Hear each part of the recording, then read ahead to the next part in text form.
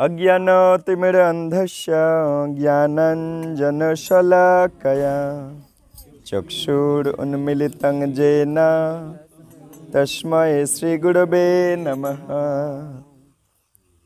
श्रीचैतन्यमनोभीष्टं स्थापितं येन भूतले स्वयं रूपो कदा मह्यं ददाति स्वपदान्तिकम्। वृन्दायै तुलसीदेव्यै प्रियायै केशवस्य च विष्णुभक्तिप्रदे देवे सत्यवत्यै नमो नमः। वाञ्छाकल्पतरुभ्यश्च कृपा सिन्धुभ्यैव च पतितानां पावनेभ्यो वैष्णवेभ्यो नमो नमः। नमोऽयं विष्णुपादाय कृष्णप्रेष्ठाय भूतले श्रीमते जयपताका स्वामिनिति नामिने। नमो आचार्यपादाय निताय कृपाप्रदायिने गौरकथा धामोदाय नगरग्रामतारिणे। नमोऽयं विष्णुपादाय कृष्णप्रेष्ठाय भूतले श्रीमते भक्तिवेदांत स्वामिनिति नामिने। नमस्ते सरस्वते देवे गौरवाणी प्रचारिणे निर्विशेष शून्यवादी पाश्चात्योदेशतारिणे। हे कृष्ण करुणा सिंधु दीनबंधु जगत्पते गोपेश गोपिका कांत राधाकांत नमस्तुते। तप्त कांचन गौरांगी राधे वृंदावनेश्वरी वृषभानुसुते देवी प्रणमामि हरिप्रिये। नीलाचल निवासाय नित्याय परमात्मने बलभद्र सुभद्राभ्यां जगन्नाथाय ते नमः। पंचतत्त्वात्मकं कृष्णं भक्तरूपं स्वरूपकं भक्तावतारं भक्ताख्यं नमामि भक्तशक्तिकं। नमो महावदान्याय कृष्णप्रेमप्रदायते कृष्णाय कृष्णचैतन्य नाम्ने गौरत्विषे नमः। जय श्री कृष्ण चैतन्य प्रभु नित्यानंद श्री अद्वैत गदाधर श्रीवासादि गौर भक्तवृंद। हरे कृष्णा कृष्ण कृष्ण हरे हरे हरे राम राम राम हरे हरे। ओम नमो भगवते वासुदेवाय ओम नमो भगवते वासुदेवाय ओम नमो भगवते वासुदेवाय। नारायणं नमस्कृतं नरं चैव नरोत्तमं देवीं सरस्वतीं व्यासं ततो जयो मुदीरयेत्। मुखं करोति वाचालं पङ्गुं लङ्घयते गिरिं यत्कृपातमहं वन्दे श्रीगुरुं दीनतारिणं। नष्टप्रायेषु भद्रेषु नित्यं भागवत सेवया भागवते उत्तम श्लोके भक्ति भवति नैष्ठिकी। श्री श्री गुरु गौरांग जयतः हरि ओम तत्सत। श्री चैतन्य परमानंद माधव श्री चैतन्य शरणम। सर्वाग्रे मदीयो श्री गुरुदेव श्री श्रीमद जयपताका स्वामी गुरु महाराजेर आतुल श्री चरण कमले ए अधमेर भूल लुंठित षष्टांग दंडवत प्रणाम ज्ञापन करे तार हयतुकी कृपा आशीर्वाद भिक्षा प्रार्थना करछि। तत्पश्चात मदीय परम गुरुदेव कृष्ण कृपा श्रीमूर्ति श्रील अभय चरण अरविंद भक्ति वेदांत स्वामी श्रील प्रभुपादेर आतुल श्री चरण कमले अनंत कोटि भूल लुंठित दंडवत प्रणाम ज्ञापन करे तार हयतुकी कृपा आशीर्वाद भिक्षा प्रार्थना करछि। तत्पश्चात श्री श्री ब्रह्म माधव गौड़ीय परम्परार समस्त गुरु परम्परा आचार्यवृंद बर्तमान गौड़ीय परम्परार आचार्यवृंद एवं आमार पथप्रदर्शक गुरु शिक्षा गुरु सबाइके दंडवत प्रणाम ज्ञापन करे तादेर आशीर्वाद भिक्षा प्रार्थना करछि। समेत भक्तमंडली मातृमंडली पितृमंडली समेत वैष्णव वैष्णवी सबार आतुल श्री चरण कमले यथायोग्य प्रणिपात ज्ञापन करे तादेर अहैतुकी कृपा आशीर्वाद भिक्षा प्रार्थना करछि। आपनारा आशीर्वाद करुन যাতে আজকের নামহট্টের এই হরিকথা যথাযথভাবে পরিবেশন করে ভগবানকে সন্তুষ্ট করা যায়, গুরুদেবকে সন্তুষ্ট করা যায় এবং সবার কল্যাণ এবং মানস কল্যাণে নিজের কল্যাণ যেন করতে পারি। হরি বল। কিছু ভুল ত্রুটি পরিলক্ষিত হলে মার্জনা করবেন। আচ্ছা, আমরা আছি তুলসীর চক নামহট্ট। প্রতি রবিবার সন্ধ্যা 7টা থেকে আমরা বসি। তো একদম নতুন নামহট্ট এটা। তো সেখানে আমরা একদম নবাগত ভক্তদের জন্য একটা গ্রন্থ, এই নামহট্টের গ্রন্থ, নামহট্টের শ্রদ্ধাবান যারা ভক্ত, নবাগত ভক্ত, তাদের জন্যই স্পেশালি এই গ্রন্থের নাম নামহট্ট শ্রদ্ধাবান পাঠ্যক্রম পুস্তিকা। ক্রমে ক্রমে পাঠ্য হবে বলেই এই পাঠ্যক্রম। তো আমরা ধারাবাহিকভাবে সেখান থেকে অধ্যয়ন করছি। হ্যাঁ, তো এখন যে চ্যাপ্টারের মধ্যে আছি সেই চ্যাপ্টারের নাম জ্ঞানের উৎস। জ্ঞানের উৎস চ্যাপ্টারে, অর্থাৎ কোথা থেকে আমরা জ্ঞান নেব যাতে করে ঠকে যাব না, সেই জ্ঞানের উৎস চ্যাপ্টারে আমরা ধারাবাহিকভাবে এখন অধ্যয়ন করছি। তো এই মুহূর্তে আমরা যেটা অধ্যয়ন শুনব সেটা হচ্ছে ইস্কন ফাউন্ডার আচার্য শ্রীল প্রভুপাদ তার গুরুদেবের আদেশে সমস্ত পাশ্চাত্য দেশগুলোতে কৃষ্ণ ভাবনা, মহাপ্রভুর শিক্ষা, কৃষ্ণ শিক্ষা প্রচার করতে গিয়েছিলেন। তাই 14 জুলাই 1973 সাল, 14 জুলাই 1973 ইয়ার, লন্ডনে শ্রীমদ্ ভগবদ্ গীতার প্রথম অধ্যায় 13-14তম শ্লোকে প্রবচন থেকে উনি যা যা বলেছিলেন সেই শ্রীল প্রভুপাদের মুখের কথা এখন আমরা শুনতে চলেছি। লন্ডনে এই লেকচারটা দিয়েছিলেন, ঠিক আছে? সেই লেকচারটা এখন আমরা শুনছি, ঠিক আছে? 1973 সালে 14 জুলাই গীতার শ্লোক থেকে, গীতার প্রথম অধ্যায় 13-14 এই দুটো শ্লোকের ওপরে উনি বলেছিলেন। কি বলছে শোনো, মন দিয়ে শ্রবণ করবে। অল্প বুদ্ধি সম্পন্ন মানুষেরা কৃষ্ণকে জানতে বা বুঝতে পারে না। কৃষ্ণকে জানতে পারে না বা বুঝতে পারে না, যাদের বুদ্ধি একটু কম। শাস্ত্রে বলা হচ্ছে অথ শ্রীকৃষ্ণ নাম আদি ন ভবেদ গ্রাহ্য ইন্দ্রিয়ই, অর্থাৎ এইসব জড়জাগতিক ইন্দ্রিয়গুলি পরমেশ্বর ভগবানকে জানার জন্য সামান্য অনুমানও করতে পারে না, তা সম্ভব নয়। অর্থাৎ আমাদের এই চোখ দিয়ে, কান দিয়ে, নাক দিয়ে, জিভ দিয়ে কৃষ্ণকে যদি আমরা ধরার চেষ্টা করব, বোঝার চেষ্টা করব, জানার চেষ্টা করব, এই ইন্দ্রিয়ের মধ্যে আমি গত ক্লাসগুলোতে বলেছিলাম আমাদের 4টে ত্রুটি নিয়ে জন্ম হয়েছে: ভ্রম, প্রমাদ, করুণা পাটব আর বিপ্রলিপ্সা। ভ্রম মানে ভুল করবার প্রবণতা আছে জীবের। প্রমাদ মানে সে মোহগ্রস্ত হয়ে যায় যে কোনো জিনিসের প্রতি। বিপ্রলিপ্সা মানে মাৎসর্য পরায়ণ, অর্থাৎ প্রতারণা করবার একটা প্রবণতা আছে। আর করুণা পাটব মানে ইন্দ্রিয়গুলো ত্রুটিযুক্ত, অর্থাৎ আমার চোখ, কান, নাক, জিভ, ত্বক এগুলো আমার জ্ঞান ইন্দ্রিয় ঠিকই, কিন্তু এই জ্ঞান ইন্দ্রিয়গুলোর মধ্যে ত্রুটিপূর্ণ। যেমন এই আলোটা বন্ধ হয়ে গেলে আমি আর কিছু দেখতে পাবো না, তাহলে আমার চোখ সবসময় কাজ করছে না, কিছুর সাপেক্ষে কাজ করছে। এরকমভাবে কান 20 হার্জ থেকে 20,000 হার্জের ফ্রিকোয়েন্সির নিচে বা ওপরের শব্দ তরঙ্গ, সাউন্ড ওয়েভকেও শুনতে পায় না, কিন্তু কুকুরেরা শুনতে পায়। তার মানে আমাদের কানেরও একটা ত্রুটি আছে। চোখ, কান, নাক, জিভ, ত্বক এই ইন্দ্রিয়গুলোর ত্রুটি আছে। তাহলে আমাদের এই জ্ঞান পাবার বেস্ট পন্থা কি? গুরু পরম্পরা ধারায় গুরুদেব শিষ্যকে বলবেন, শিষ্য শ্রবণ করবে।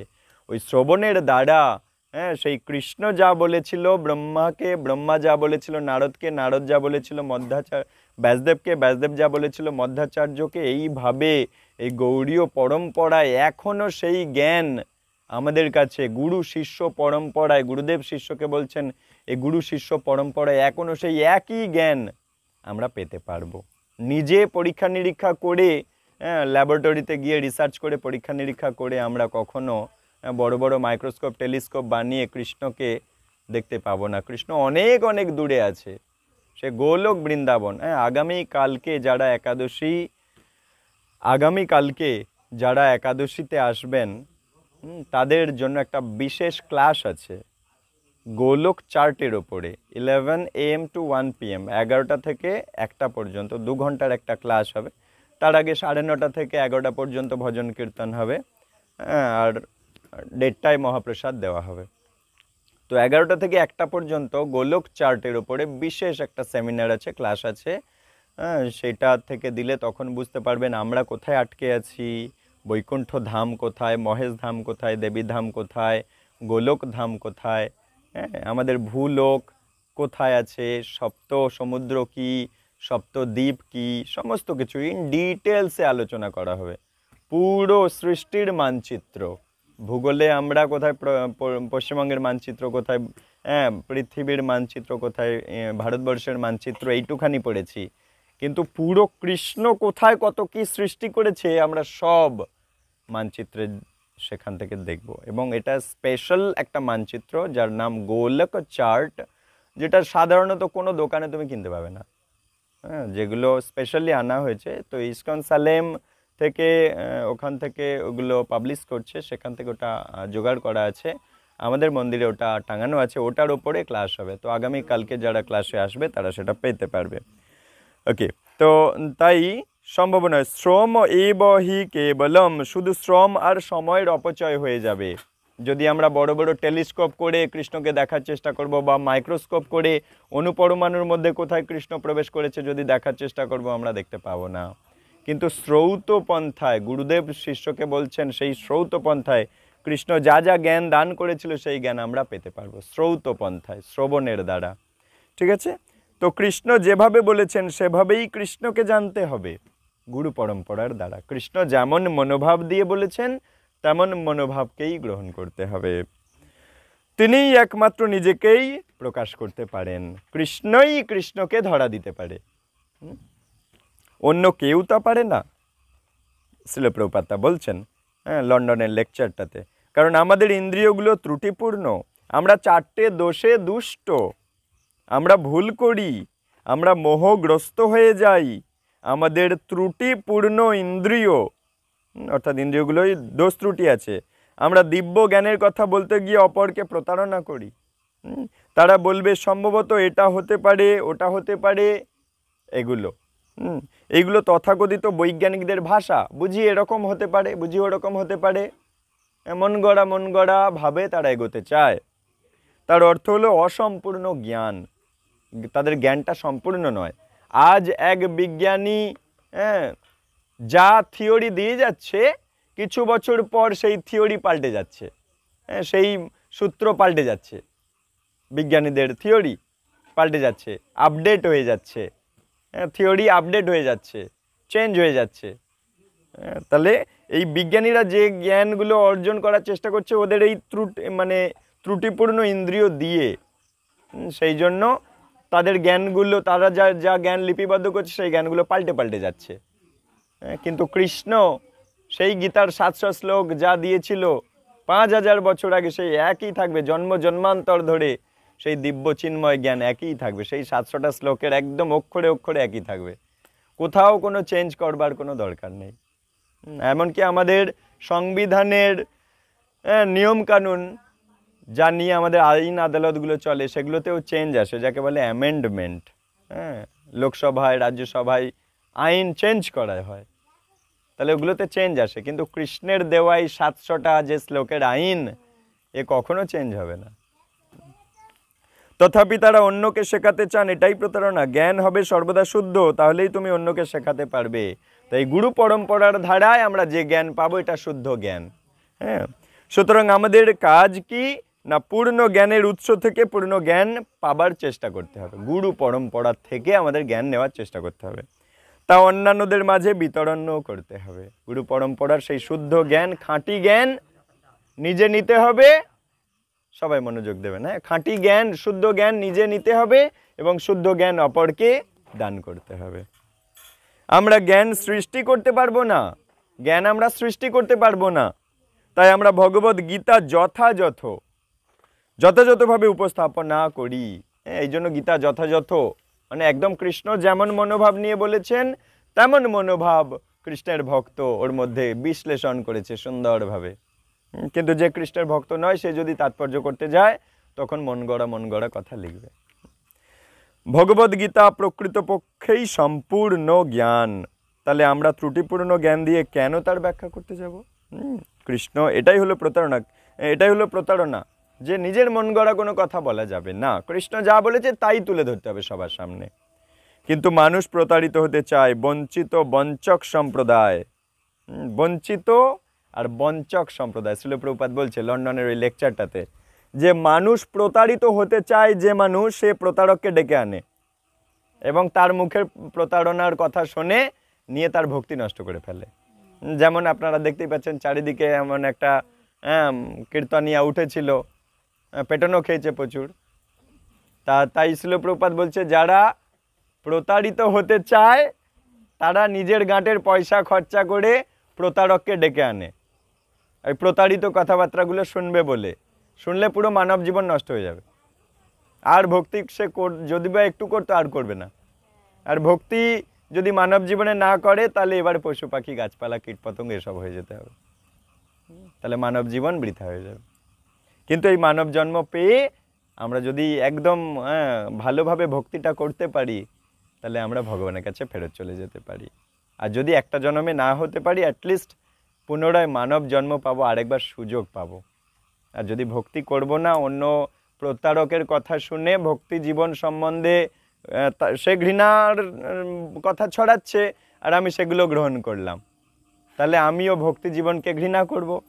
তাহলে ভক্তি জীবনকে ঘৃণা করে যদি ভক্তি আর না করি তাহলে এর পরের জীবনে ওই পেঁপে গাছ হয়ে ঝুলে থাকবো, ডালিম গাছ হয়ে থাকবো, আরশোলা টিকটিকি মশা মাছি কীট পতঙ্গ কেন্ন পোকা হয়ে ঘুরে বেড়াবো। সেই জন্য সেই শিল প্রভুপাদ বলছে বঞ্চিত বঞ্চক সম্প্রদায়, অর্থাৎ যে মানুষ বঞ্চিত হতে চায় সে বঞ্চনাকারীকে ডেকে আনে। দেখবেন যারা ভক্তি জীবনের কথা শুনতে চায় না তারাই ওদেরকে বেশি করে ডাকে এবং তারা আগে আগে ছুটে যায়। দেখি কটা গুরুদেবের নিন্দা করলো, কটা বৈষ্ণবের নিন্দা করলো, কটা তুলসী মায়ের নিন্দা করলো, কটা রাধারানীর নিন্দা করলো, কটা কৃষ্ণকে অসুর বললো, ওরা ওইগুলো শুনতেই যায়। কারণ ওরা সব নিজেরা আগে একটা অসুর, তাই কৃষ্ণকে অসুর বললে ওদের খুব ভালো লাগে।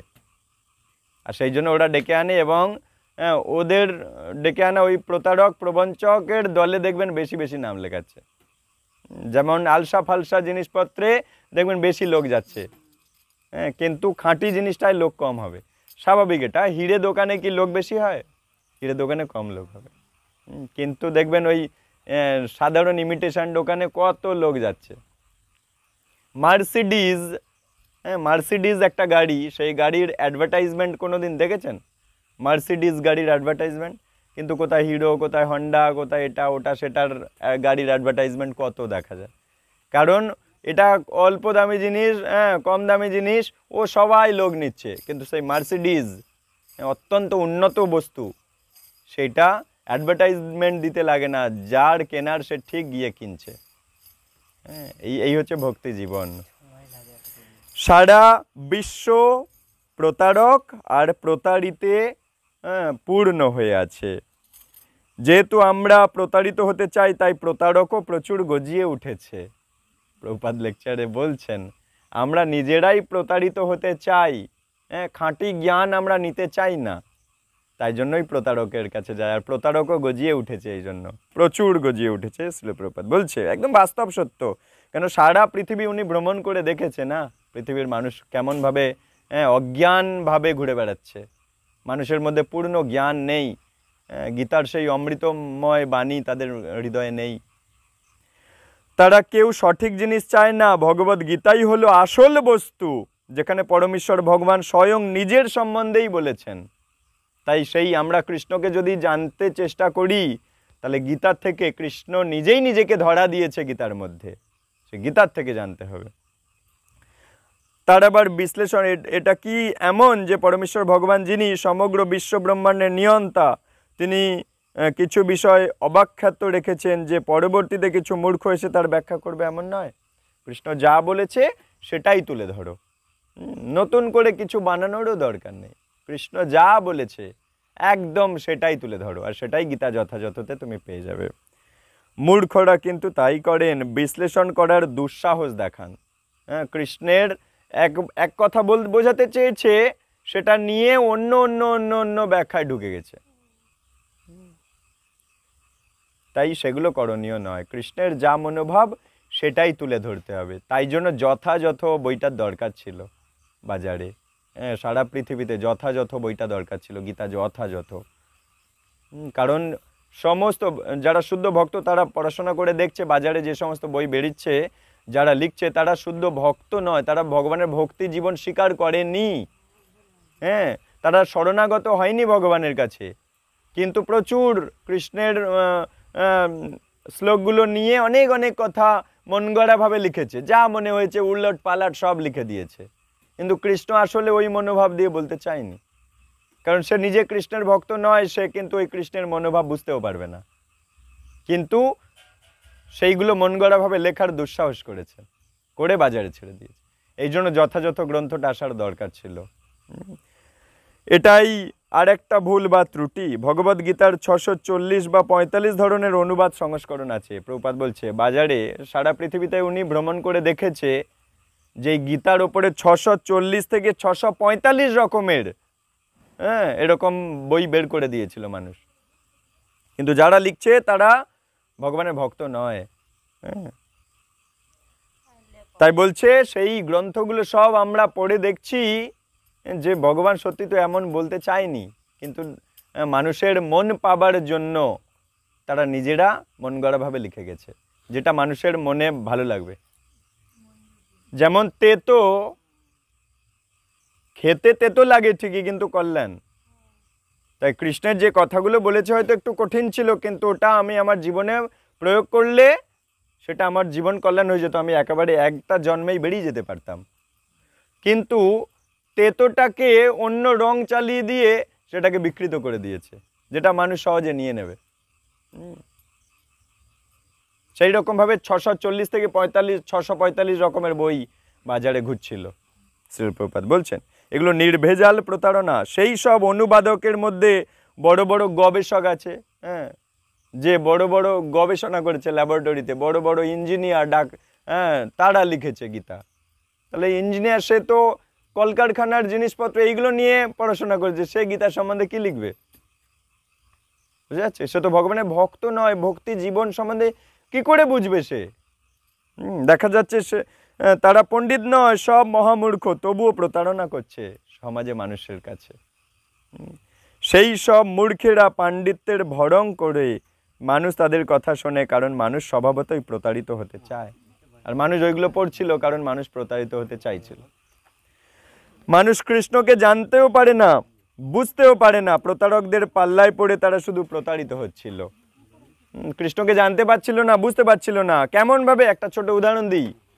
যেমন এই শ্রীল প্রভুপাদ পাশ্চাত্য দেশে গিয়ে দেখছে সবাই বলছে যে ভগবান বলে কেউ নেই, ভগবান নির্বিশেষ, ভগবান নয় বিশেষ, ভগবান বিশেষ কেউ নয়। এইরকম সব অজ্ঞান কথাবার্তা ছড়িয়ে ভর্তি হয়ে গেছিল গোটা পৃথিবীতে। ভগবান বিশেষ কেউ নয়, ভগবান নিরাকার, ভগবানের আকার নেই, ভগবানের কোনো রূপ নেই, সে তো জ্যোতি। এরকম সব অজ্ঞান কথাবার্তায় পুরো পৃথিবী ভর্তি করে দিয়েছিল। বুঝা যাচ্ছে? তো ব্রহ্ম জ্যোতির পিছনে সবাই ছুটছিল, মায়াবাদী হয়ে যাচ্ছিল সবাই। তাই নির্বিশেষ শূন্যবাদী পাশ্চাত্য দেশ তারিণে, সেই নির্বিশেষবাদীদের, সেই শূন্যবাদীদের, সেই মায়াবাদীদের যারা ভগবানকে ইনভ্যালিড করে দিতে চায়, ভগবান বলে কেউ নেই, ইনভ্যালিড, আমরা সবাই ভগবান, এই রকম জ্ঞান প্রচার হয়ে গেছিল গোটা পৃথিবীতে। আর এই ভক্তি সিদ্ধান্ত সরস্বতী প্রভুপাদ সেটা বুঝতে পেরেছিলেন, সেই জন্য বলেছিলেন এই খাঁটি জ্ঞান দিতে, হ্যাঁ, সেই পাশ্চাত্য দেশের বাসিন্দাদের কাছে তোমাকে দিতে যেতে হবে। তার শিষ্যকে আদেশ করেছিল। সেই শ্রীল প্রভুপাদ সারা পৃথিবীতে কৃষ্ণ ভাবনা শুদ্ধ খাঁটি জ্ঞান প্রচার করতে গিয়েছেন, যার ফলে তারা সেই নির্বিশেষ শূন্যবাদ, সেই সমস্ত অজ্ঞান ব্যাপার ধীরে ধীরে মুছে ভগবান কৃষ্ণ বিশেষ রূপের ব্যক্তি, হ্যাঁ, তার বিশেষ ধাম আছে, তার থাকার জায়গা আছে, হ্যাঁ, তিনি বিশেষ ব্যক্তি, তিনি পরম পুরুষ ভগবান, সম্পূর্ণ শুদ্ধ কৃষ্ণ জ্ঞান সবাই পেল, কৃষ্ণ ভক্ত হলো, কৃষ্ণকে ভালোবাসতে শিখলো। নিজে ভগবান নই, নিজে একটা জীব আত্মা, একটা ভগবানের অংশ, আমি দাস, কৃষ্ণের সেবক, সেগুলো মানুষ বুঝলো। নিজেকে ভগবান আর বলল না, ভগবান একজন, কৃষ্ণস্তু ভগবান স্বয়ং, সেটা সবাই বুঝলো। ধীরে ধীরে তারা আজ গোটা পৃথিবী শুদ্ধ কৃষ্ণ ভক্ত ভর্তি হয়ে যাচ্ছে। কিন্তু এক সময় তারা ভগবানকে ইনভ্যালিড করে দিচ্ছিল। তো এইরকম জ্ঞানে ভর্তি হয়ে গেছিল, অবিদ্যা অজ্ঞানতায় ভর্তি হয়ে গেছিল, মায়াবাদ। সেই মায়াবাদ থেকে সবিশেষবাদ, ভগবান একজন বিশেষ ব্যক্তি, তার সম্বন্ধে ডিটেলস পড়াশোনা করলে আমরা জানতে পারবো। ব্রহ্ম সংহিতাতে ব্রহ্মাজি নিজে ভগবানকে সেই তার ব্রহ্মাজি যখন গত দিনে বোধহয় ক্লাসে বলছিলাম, ব্রহ্মাজি যখন তার প্রথম জন্ম হলো তখন সেই পদ্মফুলের উপর তিনি কাউকে দেখতে পাচ্ছিলেন না। তখন তিনি তপ তপ দুটো শব্দ শুনলো, তপস্যায় বসলেন। তপস্যা, কঠিন তপস্যা করবার পর ভগবান সন্তুষ্ট হয়ে তাকে গোলক বৃন্দাবন দেখিয়েছে, হরিধাম মানে বৈকুণ্ঠ ধাম দেখিয়েছে, তাকে এই মহেশ ধাম, আমাদের দেবী ধাম, এই জড় জগৎ, চিন্ময় জগৎ সবই দর্শন করিয়েছে। এবং সমস্ত কিছু দর্শন করে আসার পর ব্রহ্মাজি যা লিখেছেন সেটা হচ্ছে ব্রহ্ম সংহিতা। সেখান থেকে পড়াশোনা করলে আমরা পরিষ্কার বুঝতে পারছি যে ভগবান একজন বিশেষ ব্যক্তি। তিনি বেণু বাজাচ্ছেন, তার মাথায় মুরলী, তার মাথায় যে ময়ূরপুচ্ছ আছে মুরলী বাজাচ্ছেন, পীতাম্বর পোশাক তার গলায়, তার কানে, তার হাতে যত অলংকার, সমস্ত কিছুর বিশেষ বিশেষ বর্ণনা, তার ধাম কেমন, আমাদের এই বৈকুণ্ঠ ধাম কেমন, জড় জগৎ কেমন, সম্পূর্ণ বর্ণনা ব্রহ্মাজি, ওই প্রথম সৃষ্ট জীব, তিনি কৃষ্ণ যখন তাকে সন্তুষ্ট হয়ে তাকে সমস্ত কিছু দর্শন করালো সেই ধামগুলো, তখন সেই সম্বন্ধে তিনি সব লিখেছেন। এটা হচ্ছে শুদ্ধ জ্ঞান। কিন্তু যারা ভগবানের ভক্ত নয়, বড় বড় ইঞ্জিনিয়ার, ডাক্তার, ব্যারিস্টার, এরা গীতার উপর কলম চালিয়েছিল আর ভগবানকে নির্বিশেষ বানিয়ে দিয়েছিল। এই হচ্ছে প্রতারণা। বোঝা গেল? এইভাবে গোটা জগতে এই প্রতারণা কথাবার্তা ভর্তি হয়ে গেছিল। মানুষ ভগবানের ভক্ত আর হচ্ছিল না। মানুষ তখন সবাই বলছে আমরাই ভগবান, সবাই ভগবান, তুমি ভগবান, তুমি ভগবান, তুমি ভগবান। জীব আত্মা আজ এই জগতে দুঃখ কষ্ট পাচ্ছে, একদিন সে ভগবান হয়ে যাবে, এইরকম সব জ্ঞান ভর্তি হয়ে গেছিল। তাই সেইগুলো থেকে সুতরাং মায়া অত্যন্ত শক্তিশালী। মায়া সর্বদাই আমাদের নির্দেশ দিচ্ছেন যাতে আমরা প্রতারিত হই। মায়ার কাজ ভুলিয়ে রাখা। মায়া দেবী, দেবী দুর্গা কৃষ্ণের বহিরঙ্গা শক্তি থেকে শক্তি পেয়ে আছেন। ওনার কাজ, যে জীবাত্মা কৃষ্ণকে ভালোবাসবে না সেই জীবাত্মাকে কৃষ্ণ তত্ত্ব, কৃষ্ণ শিক্ষা, কৃষ্ণ জ্ঞান ভুলিয়ে রাখা, টুপি পরিয়ে রাখা, বুদ্ধিকে ঢাকনা পাঠিয়ে দেওয়া, এটা মায়াদেবীর কাজ। মায়া মায়া তার শক্তিকে দুটো ভাবে জীবাত্মার উপরে প্রয়োগ করে। একটা হচ্ছে আবরণাত্মিকা, একটা প্রক্ষেপাত্মিকা। আবরণাত্মিকা মানে জ্ঞানকে, প্রকৃত জ্ঞানকে আবরণ করে রাখবে। আর প্রক্ষেপাত্মিকা মানে এই কৃষ্ণ জ্ঞান আবরণ করে রেখে সে এবারে প্রক্ষেপাত্মিকা নিক্ষেপ করে দেবে নিচের নিম্ন নিম্ন জন্মে। কিন্তু যদি আমি কৃষ্ণের দাসত্ব স্বীকার করব, তখন ওই মায়াদেবী যোগ মায়া হয়ে যাবে। তখন সমস্ত কৃষ্ণ জ্ঞান আবার আমাকে দান করবেন। ওনার কাজ এটা। কেমন মায়াদেবীর কাজ? কেমন না, যে আত্মা, যে জীব কৃষ্ণকে মানবে, স্বীকার করবে, শরণাগত হবে, মায়াদেবী তখন যোগ মায়া হয়ে কাজ করবে। কৃষ্ণের সাথে যোগ করিয়ে দেওয়ার জন্য কাজ করবেন। আর যে জীব কৃষ্ণকে গালি দেবে, ঘৃণা করবে, নিন্দা করবে, কৃষ্ণকে মানবে না, তাহলে মায়ার কাজ তাকে আরও ভুলিয়ে দেওয়া, কৃষ্ণ জ্ঞান ভুলিয়ে দেওয়া। এবং নিম্ন নিম্ন জনিতে, গাছপালা, পশু পাখি, কীট পতঙ্গ জনিতে প্রক্ষেপাত্মিকা, ছুঁড়ে ছুঁড়ে ফেলে দেওয়া। আত্মাকে নিম্ন নিম্ন জনিতে প্রক্ষেপ মানে ছুঁড়ে ফেলে দেওয়া মায়াদেবীর কাজ। যেমন এই একটা ছোট উদাহরণ দিই। যখন এই বাড়িতে মনে করো আমি ঢুকছি, এই বাড়িতে একটা কুকুর পোষা আছে, ভালো করে বুঝবেন, একটা কুকুর পোষা আছে। তা আমি যেই ঢুকতে যাচ্ছি গেট দিয়ে, কুকুরটা খুব ঘেউ ঘেউ করছে, আমাকে ঢুকতে দিচ্ছে না। কিন্তু আমি দেখছি যে আমি কুকুরটাকে অনেক কিছু নিয়ন্ত্রণ করার চেষ্টা করছি, কিছু করতে পারছি না, সে আরও উৎপাত করছে। এখন আমি করলাম কি না, ওই কুকুরটাকে কন্ট্রোল করার চেষ্টা দেখলাম বৃথা, কন্ট্রোল করে কোনো লাভ নেই। তখন আমি বাড়ির মালিককে ডাকছি, হ্যাঁ, এখানে যার ঘর এটা তাকে ডাকছে, হে প্রভু আমাকে বাঁচান, আমার এই আপনার এই কুকুর আমাকে ঢুকতে দিচ্ছে না, আমি আপনার সাথে দেখা করতে চাই কিন্তু আপনার কুকুর আমাকে ঢুকতে দিচ্ছে না। ভালো করে বুঝবেন, আপনার কুকুর আমায় ঢুকতে দিচ্ছে না, আপনি একটু নিয়ন্ত্রণ করুন আপনার কুকুরটাকে, তাহলে আমি আপনার কাছে যেতে পারি। তখন যেই প্রভু এসে তার পোষা কুকুরকে নিয়ন্ত্রণ করে, টেনে নিয়ে যায়, বকাঝকা দেয়, ঘরে নিয়ে চলে যায়, তখন আমি অনায়াসে সেখানে যেতে পারি, প্রভুর সাথে মিটিং করতে পারি, কথাবার্তা বলতে পারি, প্রসাদ পেতে পারি, একসাথে বসে সব কিছু করতে পারি। একইভাবে এই মায়া হচ্ছে কৃষ্ণের, মানে এই বাড়ির প্রভুর যেমন পোষা কুকুর, ঠিক তেমনি মায়া হচ্ছে কৃষ্ণের পোষা কুকুর। ঠিক আছে? তো আমি এই জগতে আছি, মায়ার জগতে আছি, আমি এই মায়াকে নিয়ন্ত্রণ করতে পারবো না। তাই কৃষ্ণ গীতাতে বলেছিল মম মায়া দূরত্বয়া, আমার মায়া অতিক্রম করা খুব কঠিন। কিন্তু সেটা আবার সরল হয়ে যাবে, হ্যাঁ, যে কিনা আমার প্রতি প্রপত্তি স্বীকার করবে, আমার শরণাগত হবে, সে মায়া মেতাং তরন্তিতে, সে মায়াকে অতিক্রম করতে পারবে। যেমন আমি কুকুরটাকে নিয়ন্ত্রণ করতে পারলাম না, আমি প্রভুর শরণাগত হলাম, হে প্রভু তুমি এবারে আসো, হ্যাঁ, এর বাবাকে আমি ডাকলাম যে তুমি আসো, তোমার কুকুরটাকে তুমি নিয়ন্ত্রণ করো, আমি তোমার কাছে যেতে চাই। তখন তিনি এসে নিয়ন্ত্রণ করলেন, অনায়াসে আমি চলে যেতে পারলাম। একইভাবে এই মায়া দেবীকে আমরা নিয়ন্ত্রণ করতে পারবো না, এত শক্তিশালী। কিন্তু আমরা যদি কৃষ্ণের শরণাগত হব, কৃষ্ণ নাম করব, কৃষ্ণ প্রসাদ পাবো, কৃষ্ণ সেবা করব, কৃষ্ণের জয়গান গাবো, হাততালি দেব, কৃষ্ণের উপদেশ শুনবো, কৃষ্ণের শরণাগত হব, প্রভু ভগবানকে আমরা স্বীকার করব যদি, তখন ভগবান দয়া করে ওই তাঁর এই মায়াদেবীকে, মানে এই পোষা যে কুকুরকে নিয়ন্ত্রণ করে দেবেন, তখন আমাকে কৃষ্ণের সাথে যোগ করিয়ে দেবেন, তখন আমি কৃষ্ণ সঙ্গ করতে পারবো বা কৃষ্ণের ধামে যেতে পারবো। বোঝা গেল? তাই বলছে মায়া সর্বদাই আমাদের নির্দেশ দিচ্ছেন যাতে আমরা প্রতারিত হই। ওই কুকুরের কাজ, ও ভেতরে ঢুকতেই দেবে না, হ্যাঁ, ভেতরের মালিকের সাথে দেখা করতেই দেবে না, ওটা কুকুরের কাজ, ওইভাবেই ফিডিং করা আছে। একইভাবে আমাকে কৃষ্ণের সাথে দেখা করতে দিচ্ছে না, কিন্তু আমি যদি কৃষ্ণকে ডাকি, হ্যাঁ, হরে কৃষ্ণ বলছি, মানে কি ডাকছি, প্রার্থনা এটা, তখন কৃষ্ণ তাঁর এই যে মায়ার জগৎকে তিনি অর্ডার দেবেন, এই জীবাত্মা আমার শরণাগত হয়েছে, ওকে আর তুমি আটকিও না, এবার তুমি ওকে ভেতরে ঢুকতে দাও, অর্থাৎ আমার কাছে আসতে দাও, তবে আমরা ভগবত ধামে যেতে পারবো। বোঝা গেল? তাই তারা বলছে তোমরা কৃষ্ণকে কেন পরমেশ্বর ভগবান বলে মনে করছো, কখনোই তা মনে করো না।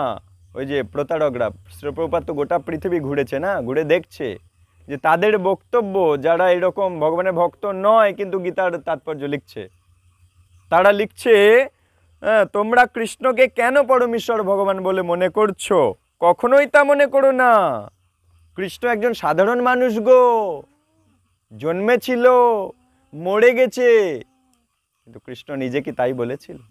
কৃষ্ণ বলেছে কি যে জন্ম কর্ম চ মে দিব্যম যো মে বেত্তি তত্ত্বত, আমার জন্ম আমার কর্ম সাধারণ মানুষের মতো নয়, আমার জন্মকর্ম দিব্য, আর যো মে বেত্তি তত্ত্বত, যে তত্ত্বত সেটা জানে, পুনর্জন্ম ন বিদ্যতে, তাকে আর পুনরায় জন্ম নিতে হবে না। কিন্তু এরা কি শিক্ষা দিচ্ছে? কৃষ্ণকে ভগবান বলে মানার কোনো দরকার নেই, তিনি একজন সাধারণ মানুষ। তাহলে সেই রকম লেখা গীতা পড়লে আপনি কি আর কোনোদিন কৃষ্ণ ভক্ত হবেন? এইরকম 640 থেকে 645 রকমের, হ্যাঁ, সারা পৃথিবী জুড়ে ওই রকম প্রভুপাদ তো ঘুরে দেখছে, 640 থেকে 645 রকমের গীতা বই কিনে প্রভুপাদ পড়ে দেখছে যে এই রকম কথাবার্তা নির্বিশেষ, অর্থাৎ ভগবান বিশেষ নয়, ভগবানকে মেনো না, এরকম লেখা আছে। তুমিও কৃষ্ণের সমান হয়ে যেতে পারো, এরকম লেখা, হ্যাঁ, তুমিও ভগবান হতে পারো, তুমিও অবতার হয়ে যেতে পারো, এরকম সব লেখা। এটাই চলছে এবং মানুষ দলে দলে সেখানে ভিড় করছে প্রতারিত হওয়ার জন্য। মিলছে কথাবার্তা? আর সারা পৃথিবীতেই এটা চলছে, প্রভুপাদ দেখেছে, সেই জন্য গীতা যথাযথ কৃষ্ণের মনোভাব, যে আমার জন্মকর্ম দিব্য, এই মনোভাব দিয়েই লেখকের লেখাটা উচিত, তাৎপর্যটা যে ভগবানের জন্মকর্ম দিব্য, সাধারণ মানুষের মতো নয়, তাই এটা ভেবো না যে ভগবানের সাধারণ, এমন লেখা উচিত ছিল। কিন্তু তারা লিখছে কি উল্টোটা, যে ওরও দেখো জন্ম হয়েছে, ও তো মরে গেল, কিন্তু ভগবানের মৃত্যু হয় না, ওগুলো দিব্য লীলা তার। হ্যাঁ, তাই শ্রীকৃষ্ণ যা বলেছেন তা তারা শুনছে না। শ্রীকৃষ্ণ যেটা বলেছে তার উল্টো করে লিখছে আর সবাইকে প্রতারিত বানাচ্ছে। এখন যদি সবাইকে বলি যে আপনারা সবাই ভগবান, তাহলে সবাই মেনে নেবে সেটা, কারণ বিদেশে তো তারা তো কিছুই জানে না। এখন সবাইকে বলে দেওয়া হচ্ছে তোমরা কৃষ্ণ বলে কেউ নেই, হ্যাঁ সবাই ভগবান, ও আমিও ভগবান। হ্যাঁ, এখন তারা খুব আনন্দিত হলো কথাটা শুনে। কিন্তু আমরা ভারতবর্ষের বাসিন্দারা কখনোই মানব না, কারণ আমরা জানি প্রকৃত সত্যটা কি। কিন্তু সারা বিশ্বের বাসিন্দারা তো জানে না, কারণ কৃষ্ণ তো এই ভারতবর্ষে আসে বারবার। হ্যাঁ, সত্যযুগে সেই বদ্রিকা আশ্রমেই এসেছে, সেই ভারতবর্ষে। ত্রেতা যুগে সেই রামরূপে সেই ভারতবর্ষে। দাপর যুগেও সেই ভারতবর্ষে, কারণ ভারতবর্ষ হচ্ছে পৃথিবীর হেডকোয়ার্টার। হ্যাঁ, যেমন আমেরিকার প্রেসিডেন্ট যদি এক্ষুনি আসতে চায়, তাহলে সে কোথায় নামবে? দিল্লিতে নামবে না ভারতবর্ষের ক্যাপিটাল রাজধানী যে জায়গা সেখানে নামবে? একইভাবে কৃষ্ণ যখন আমাদের এখানে আসছে আমাদের সাথে, আমাদেরকে উদ্ধার করবার জন্য, কৃষ্ণ এই পুরো জম্বুদ্বীপ, আমাদের এই সমগ্র পৃথিবী ভূলোককে বলে জম্বুদ্বীপ। এইরকম সপ্তদ্বীপ আছে, আগামীকালকে ক্লাসে আমি বলবো। সপ্ত সমুদ্র আছে, ক্ষীরের সমুদ্র, সুরার সমুদ্র, লবণ সমুদ্র, এরকম সব আমি বর্ণনা করবো আগামীকালকের ক্লাসে। তা যারা একাদশী ক্লাসে আসবে এটা পাবে, অত্যন্ত গুরুত্বপূর্ণ একটা ক্লাস হতে চলেছে। সেই জম্বুদ্বীপের মধ্যে ভারতবর্ষ দেশের মধ্যে কৃষ্ণ বারবার আসে, তাই ভারতবাসীরা এই কথা খুব ভালোভাবে জানে, তাই তাদেরকে তো টুপি পরানো যাবে না। কিন্তু যারা জানে না, নিরীহ সেই সমস্ত সারা পৃথিবীর ব্যক্তিদেরকে এইভাবে টুপি পরানো হচ্ছিল। 640 থেকে 645 রকমের এরকম গীতার মধ্যে সব এই মায়াবাদগুলোই লেখা ছিল। শ্রীকৃষ্ণ বলেছেন সর্বধর্মান পরিত্যাজ্য মামেকং শরণং ব্রজ অহং তাং সর্বপাপেভ্যো মোক্ষয়িষ্যামি মা শুচ। গীতার 18:66-তে কৃষ্ণ এটা বলছে যে কৃষ্ণ ভাবনামৃতকে গ্রহণ করো, শরণাগত হও, কৃষ্ণ ভাবনামৃতকে আশ্রয় নাও। সর্বধর্মান অর্থাৎ কারণ কোনো ধর্ম যা পরমেশ্বর ভগবানের অনুমোদিত নয় তা ধর্ম নয়। কৃষ্ণ যেটা বলেছে এক্স্যাক্টলি সেটাই ধর্ম। ধর্ম তো সাক্ষাৎ ভগবত প্রণীতম। ধর্ম হচ্ছে সেটা যেটা ভগবান নিজে বলেছেন, সেটাই ধর্ম। তাই ধর্ম তো সাক্ষাৎ ভগবত প্রণীতম। কোনো মানুষ, কোনো দেবতা বা কোনো মহাপুরুষ ধর্ম বানাতে পারে না, প্রণয়ন করতে পারে না। বলছে কি দেখো, কোনো মানুষ, কোনো দেবতা বা কোনো মহাপুরুষ ধর্ম প্রণয়ন করতে পারে না। কৃষ্ণ নিজে, ভগবান নিজে যেটা বলেছে সেটাই হচ্ছে খাঁটি ধর্ম, মূল ধর্ম, যার দ্বারা এখান থেকে বেরোনো যাবে। আর বাকিগুলো সব মন গড়া ধর্ম। তা কখনোই, তাই বলছে কোনো মানুষ, কোনো দেবতা বা কোনো মহাপুরুষ ধর্ম প্রণয়ন করতে পারে না, তা কখনোই সম্ভব নয়। যেগুলো ধর্ম বলে মনে হচ্ছে, হ্যাঁ, কৃষ্ণ যেটা বলছে, ভগবান যেটা বলবে সেটাই হচ্ছে মূল ধর্ম।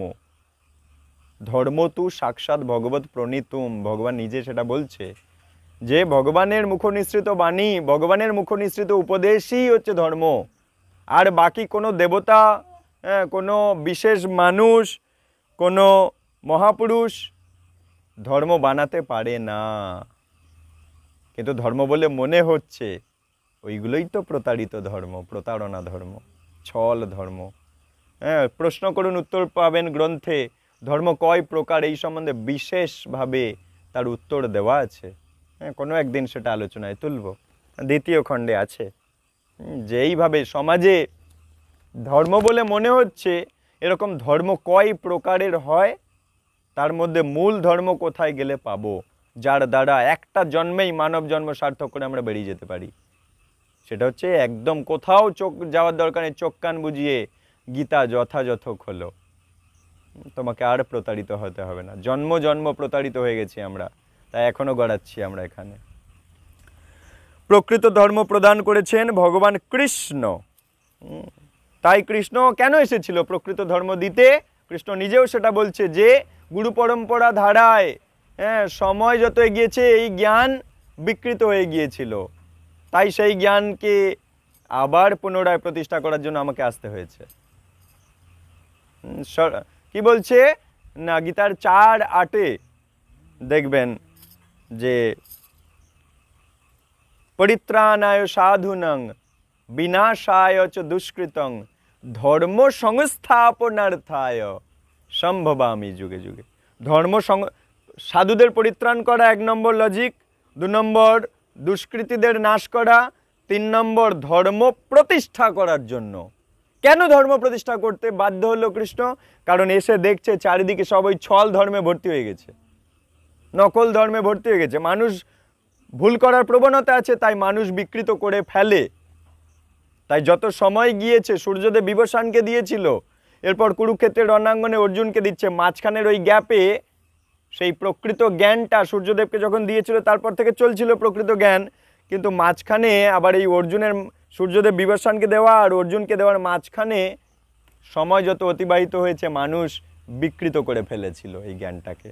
সেই জন্য পুনরায় প্রতিষ্ঠা করবার জন্য কৃষ্ণ আসতে বাধ্য হয়েছে, এসে কুরুক্ষেত্রের রণাঙ্গনে এই গীতার জ্ঞান দিতে বাধ্য হয়েছে। তাই ধর্ম সংস্থাপনার্থায়, অর্থাৎ পুনরায় ওই ধর্ম প্রতিষ্ঠা করার জন্য কৃষ্ণ এসেছে। কারণ এসে দেখছে চারিদিকে সবাই মানুষ যেটাকে ধর্ম বলে মনে করছে সেটা প্রকৃত ধর্ম নয়। তাই আবার কৃষ্ণকে পুনরায় ওই সঠিক 700টা শ্লোক বলতে আসতে বাধ্য হয়েছে। কিন্তু আবার সেই 700 শ্লোক নিয়ে মানুষের ভুল করার প্রবণতা আছে, প্রতারণা করার প্রবণতা আছে। আমি বলেছি 4টে ত্রুটি নিয়ে জন্মেছি আমরা। হ্যাঁ, ভ্রম, প্রমাদ, বিপ্রলিপ্সা আর কর্ণাপাটব। ওই বিপ্রলিপ্সা মানে প্রতারণা করার একটা প্রবণতা আছে, আর ভ্রম মানে ভুল করার প্রবণতা আছে।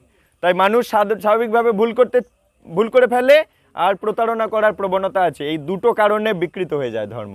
প্রকৃত কৃষ্ণ যেটা বলতে চেয়েছে সেটা বিকৃত হয়ে যায়। যেমন দেখবেন শাশুড়ি আর বৌমার মধ্যে এক সকালবেলা ঝগড়াঝাটি হয়েছে, একটা মনোমালিন্য হয়েছে। এখন বৌমা স্বামী যখন রাত্রে বাড়ি এসছে সেটা নিয়ে বিকৃত করে বলল, এখন স্বামী খেপে গেল। তার মানে প্রকৃত যে কথা কাটাকাটি বা মনোমালিন্য হয়েছে সেটাই আরও রং চড়িয়ে আরও অনেক কিছু করে হয়তো বৌমা স্বামীর কাছে জানালো, স্বামী রেগে গেল কথাটা শুনে। কিন্তু প্রকৃত হয়তো অত হয়নি, হয়েছে 5, রং মিশিয়ে তাকে 25 করে দিয়েছে। এটাই হয়। হ্যাঁ, এক্স্যাক্টলি কৃষ্ণ যে মনোভাব দিয়ে বলতে চেয়েছিল সেটা যত সময় যায় বিকৃত হয়ে যায়, যত সমাজ যায় বিকৃত হয়ে যায়। মানুষ নিজের মতো, নিজের সরলের মতো, নিজের জীবনে চলতে সরল হবে সেরকমভাবে ধর্মকে বানিয়ে নেয়। তাই এখানে কৃষ্ণ, প্রভুপাদ বারবার সেই জায়গাটায় আমাদেরকে বলছে প্রকৃত জ্ঞান নিতে, প্রকৃত জ্ঞান নিতে। এই জন্য চ্যাপ্টারটার নাম জ্ঞানের উৎস, কোথা থেকে নেব প্রকৃত জ্ঞান। তাই কৃষ্ণের শরণাগত হয়ে তার নির্দেশ পালন করলেই জীবন সার্থক হবে। কৃষ্ণ যেমন বলেছে তেমন শুনতে হবে আমাকে, কারণ তুমি সঠিক নির্দেশ পালন করলে তোমার জীবনও সঠিকভাবে চালিত হবে। তুমি যদি সঠিক নির্দেশ পাও, সঠিক নির্দেশ মেনে জীবন কাটাও, তোমার জীবনটা সার্থক হবে। তুমি যদি বেঠিক নির্দেশ পেয়েছো, তোমার জীবনটাও বেঠিকভাবে চলবে, তাই না? সহজ পদ্ধতি, সঠিক হওয়ার জন্য আমাদের সঠিক নির্দেশ পালন করতে হবে। তাই জন্য এই গৌড়ীয় বৈষ্ণব পরম্পরা আজও, তাই মহাপ্রভু এসে দেখেছে এইভাবে চারিদিকে অপসম্প্রদায়, অজ্ঞান অবিদ্যাতে ভর্তি হয়ে গেছে। মহাপ্রভু এসে দেখেছে 13টা অপসম্প্রদায় ভর্তি হয়ে গেছে, যারা প্রকৃত কৃষ্ণ শিক্ষা মানুষকে দিচ্ছে না। তাদের নাম আছে আউল বাউল কর্তা ভজা ন্যাড়া, দরবেশ সাই, জাত গোসাই, অতিবাড়ি চূড়াধারী, এরকম 13টা সম্প্রদায় যারা অপশিক্ষা দিচ্ছিল লোককে। অপশিক্ষা। মহাপ্রভু, ভগবান চৈতন্য মহাপ্রভু 500টা বছর আগে এসেছিল, এসে দেখেছে 13টা সম্প্রদায়, অর্থাৎ এই গুরু পরম্পরার মতো দেখতে 13টা গুরু পরম্পরা, 13টা অপসম্প্রদায়, যাদের পরম্পরা ঠিক নেই বলেই অপশিক্ষা সমাজকে দান করছিল। সেই জন্য মহাপ্রভু এসে এগুলোর নাম ধরে ধরে ধরে ধরে চিকে মেরে দিয়েছে যে এইগুলোর কাছে যাবে না। আর 4টে সম্প্রদায়কে অরিজিনাল বলে ভগবান নিজে স্বীকৃতি দিয়েছে। সেটা হচ্ছে এই ব্রহ্মমাধ্য পরম্পরা, যেটা এই গৌড়ীয় বৈষ্ণব পরম্পরা, সেই ব্রহ্মমাধ্য, অর্থাৎ ব্রহ্মাজি ব্রহ্মা নারদকে দিচ্ছে, নারদ ব্যাসদেবকে দিচ্ছে, ব্যাসদেব মধ্যাচার্যকে দিচ্ছে, তাই ব্রহ্মমাধ্য। এই পরম্পরা, এই যে গৌড়ীয় বৈষ্ণব পরম্পরার যে প্রকৃত জ্ঞানটা আপনারা পাচ্ছেন, এটা ওই ব্রহ্মমাধ্য পরম্পরা, অরিজিনাল পরম্পরা। এটা মহাপ্রভু সিগন্যাল দিয়েছে, আর মহাপ্রভু নিজে এই পরম্পরায় দীক্ষিত হয়েছে। মহাপ্রভু নিজে এই পরম্পরায় দীক্ষিত হয়ে দেখিয়েছে যে এটা অরিজিনাল পরম্পরা, আর 13টাকে চিকে মেরেছে।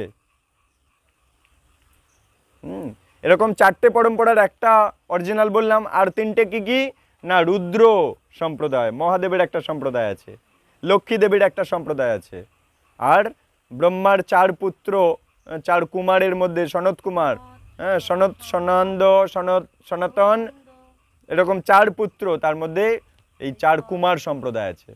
এই 4টে অরিজিনাল সম্প্রদায়।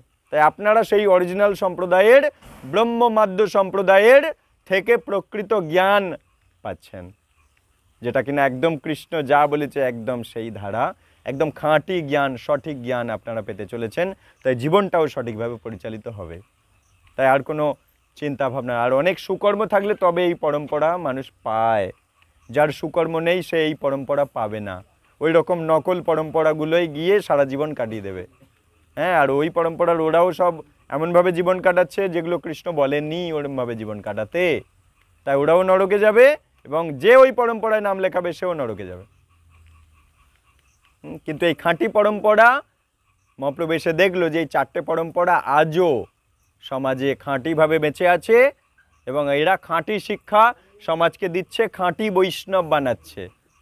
হ্যাঁ, আউল বাউল কর্তা ভজা নেড়া দরবেশ সাঁইয়ের মতো সব খাই সব বৈষ্ণব, ওই রকম বৈষ্ণব এরা বানাচ্ছে না, এরা একদম খাঁটি বৈষ্ণব বানাচ্ছে। সেই জন্য মহাপ্রভু নিজে এই বৈষ্ণব পরম্পরায় নাম লিখিয়েছে। তা একদিন আমি ক্লাসে ওই 13টা নকল সম্প্রদায় কি তাদের বিবরণ ডিটেলসে বলবো, ঠিক আছে? তখন বুঝতে পারবেন নকল কিভাবে জগতে ভর্তি হয়ে গেছে। ধর্ম নিয়ে নকল প্রতারণা চলছে সমাজে। হ্যাঁ, আপনারা খুব সৌভাগ্যবান, সেই জন্য বুঝতে পারছেন এত গুরুত্বপূর্ণ আলোচনাটা, যাতে করে ওই নকল থেকে আমরা সাবধান হতে পারি। আচ্ছা, ভগবদ্গীতার সঠিক নির্দেশ দেওয়া হয়েছে, এবং আমরা যদি সেই নির্দেশ যথাযথভাবে আমাদের জীবনে পালন করব, আমাদের জীবন সফল হবে, সার্থক হবে। জীবনকে সার্থক করা কোনো কঠিন কাজ নয়, প্রভুপাদ বলে দিল। আমরা যদি এই মানব জীবন সফল করতে চাই, খুব একটা কঠিন কাজ নয়। প্রভুপাদ বলছে, আমাদের যিনি লিডার তিনি বলছে মানব জীবনকে সফল করতে চাইলে, চেষ্টা করলে করা যায়, খুব একটা কঠিন কাজ নয়। তবু আমরা করি না, কারণ আমরা কেউই জীবনে সঠিক হতে চাই না, তাই করি না। হ্যাঁ, এই গৌড়ীয় বৈষ্ণব পরম্পরা আমাকে সঠিক জ্ঞান দিচ্ছে যে এইভাবে প্রত্যেকটা দিন, প্রত্যেকটা সেকেন্ড কাটাও, কিন্তু আমরা সেই কথাগুলো শুনি না, শুনলেও মানি না। কারণ তাই ছিল প্রভুপাদ বলছে, কারণ আমরা কেউই জীবনে সঠিক হতে চাই না। বেঠিক যেটা করলে আমি নরকে যাব, গুরু বৈষ্ণব বারবার বলছে যে শাস্ত্র কখনো তোমাকে এগুলো করতে বলেনি, তবু তুমি সেই কাজগুলো করে যাচ্ছ।